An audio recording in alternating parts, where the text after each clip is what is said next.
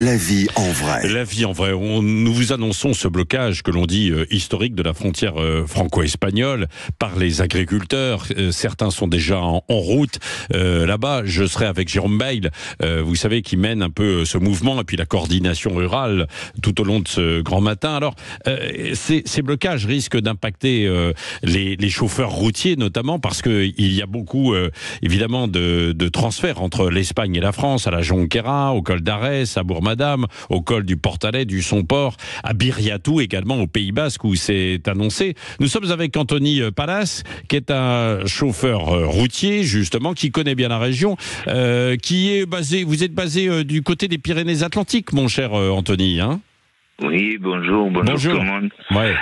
Oui, c'est exactement ça. Donc, je dépends d'une société, STBV, qui est basée à Lac, dans le 64, entre Pau et Bayonne. Ouais.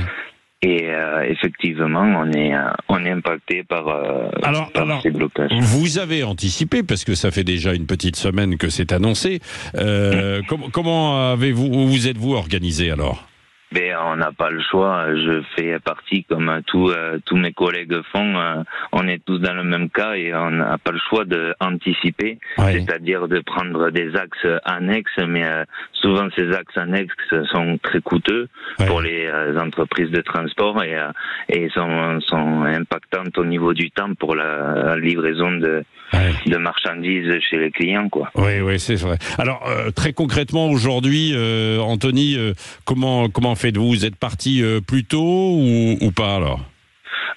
Plutôt de toute façon, ça mène à pas grand-chose, parce qu'on est tous impactés, on a la même réglementation qui s'appelle la RSE, la réglementation sociale européenne, et sur laquelle on peut faire aucun impasse, mais il faut qu'on fasse le travail quand même. Ce qu'il faut faire, c'est essayer de trouver des axes annexes, mais tout dépend de la région où l'on est, parce qu'on a des interdictions plus ou moins importantes, notamment moi, ce qui me concerne, je suis en matière dangereuse, donc je rajoute des complications, parce qu'il y a des routes en matière dangereuse qu'on n'a pas le droit de prendre, par exemple. C'est ça.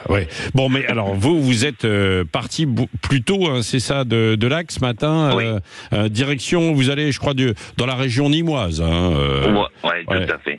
Donc là, vous êtes sur la route, vous êtes stationné un petit peu, Anthony, ou pas ?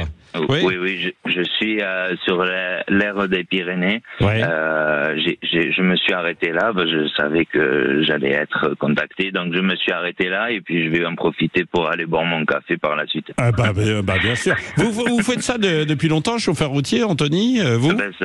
Ça fait 8 ans que je fais du transport.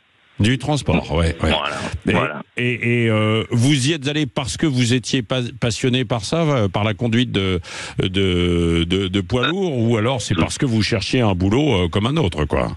Non, c'est d'abord, en premier lieu, c'est une passion. J'ai toujours aimé conduire et j'ai passé mes permis, puis depuis je suis très heureux d'être derrière un volant. Puis j'ai mon père qui est chauffeur routier aussi, donc.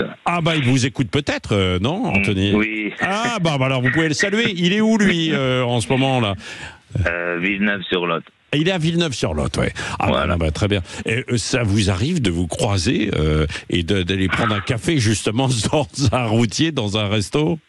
Alors aujourd'hui c'est un peu compliqué parce qu'il travaille que de temps en temps vu qu'il est en pré-retraite, mais au début de mon activité professionnelle, oui, ça arrivait souvent. Est-ce que il y a une solidarité entre les routiers ? Ça existait beaucoup il y a une vingtaine ou une trentaine d'années. Est-ce que ça existe encore aujourd'hui ?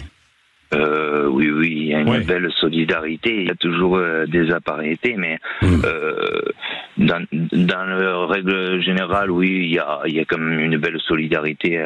C'est une grosse famille. Hein. C'est une grande famille. Même si aujourd'hui, elle s'est agrandie avec beaucoup de transporteurs venant de l'étranger qui traversent la France. Et là, alors c'est peut-être un petit peu plus difficile d'entamer des conversations, hein, Anthony. Oui, tout à fait. Après, ça dépend comment on voit les choses. C'est toujours pareil, mais en règle générale, le transport, c'est une grande famille. Mais ça, c'est vrai. Bon, écoutez, bonne route. Écoutez un petit peu Sud Radio, hein, évidemment.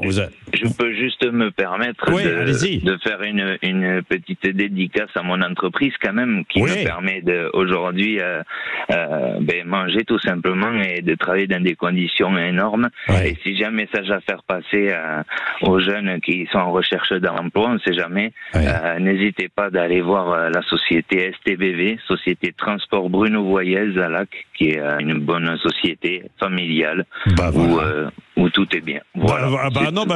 C'est dit. Non mais vous avez raison. Et puis dans ce secteur comme dans d'autres, je sais qu'on recherche, on recherche du monde. Hein. Non mais ça c'est vrai. Et c'est un beau métier passionnant, mais on fait de la route et tout. Alors évidemment, il faut être en forme pour ça. Il faut savoir se ménager un petit peu des temps de pause. Bonne route, Anthony.